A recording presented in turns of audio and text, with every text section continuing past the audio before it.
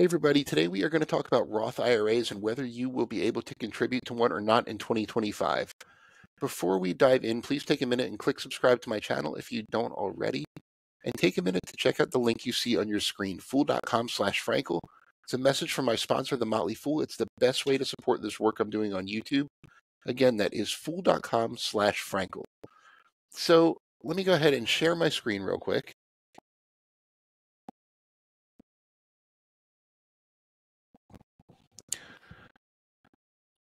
Okay, so each year, this is a different question that a lot of people have.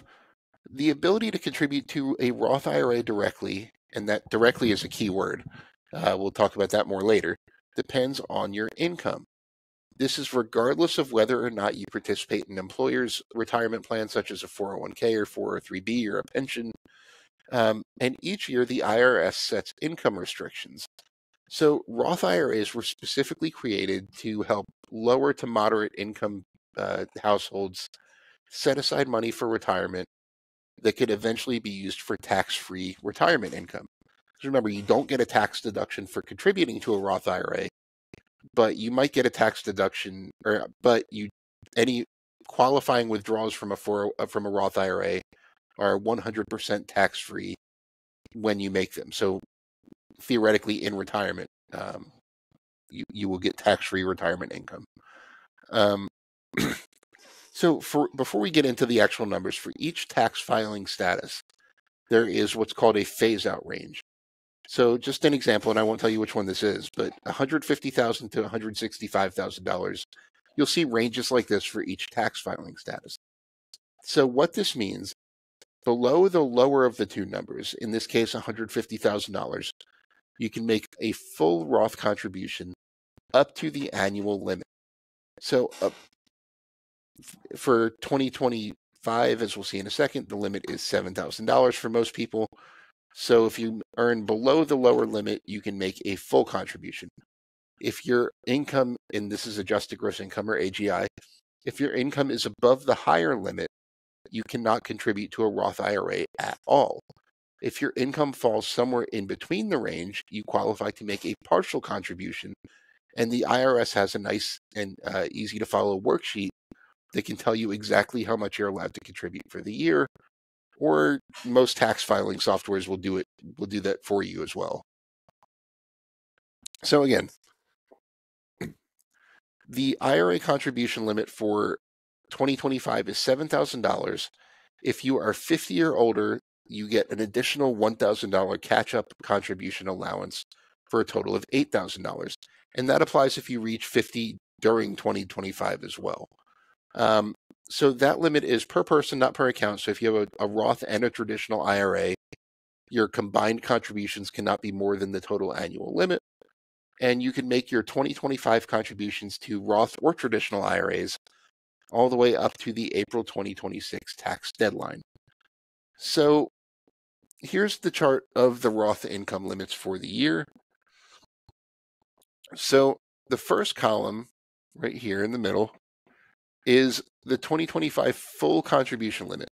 So you must earn this much or less to be able to make a full $7,000 or $8,000, whichever applies to you, Roth contribution for the year. So single and head of household filers, the limit is $150,000. If you're married filing a joint return, the limit is $236,000. And if you are married filing separately, it is zero. You cannot make a full Roth contribution limit no matter what.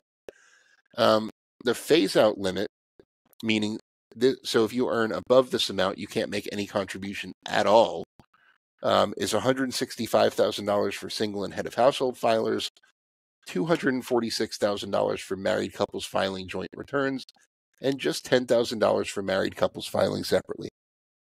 The key takeaway is most people who use the married filing separately status can't contribute at all.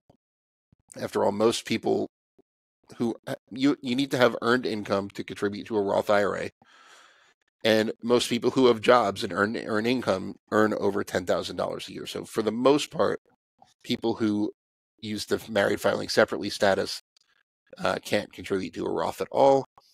There are very few circumstances when using married filing separately makes sense. but that's a different topic for a different video.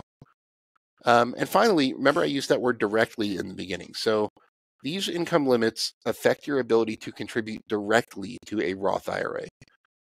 Now, if you earn too much, there's kind of a workaround. There's no income limit when it comes to converting a traditional IRA to a Roth IRA. It's kind of a little loophole. So if you earn too much, you can contribute money to a traditional IRA and then immediately convert it to a Roth IRA. This is known as the backdoor Roth IRA method. So let's say you don't have an IRA at all yet. You want to start a Roth IRA, but you make too much. You can open up a traditional IRA, contribute up to the annual limit, and convert the account immediately to a Roth IRA. In that exact situation, you wouldn't have any tax implications.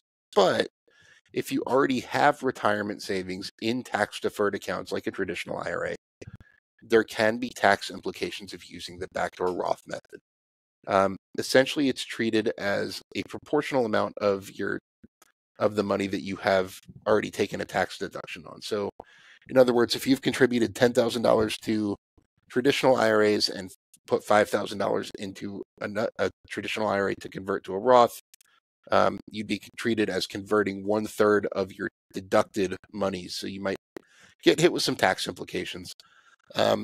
Even so, the backdoor Roth method can make sense for a lot of people.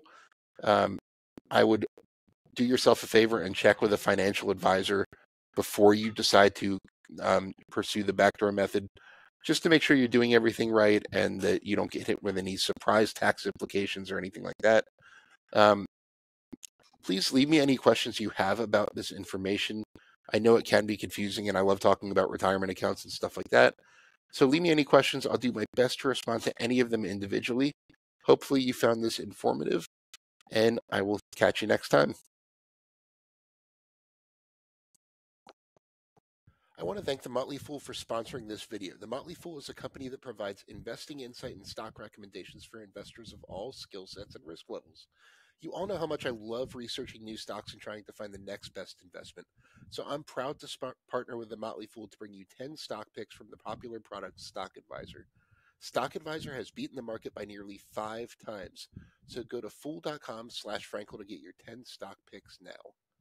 The Motley Fool Stock Advisor returns are 767% as of July 5th, 2024, and are measured against the S&P 500 returns of 163% as of July 5th, 2024.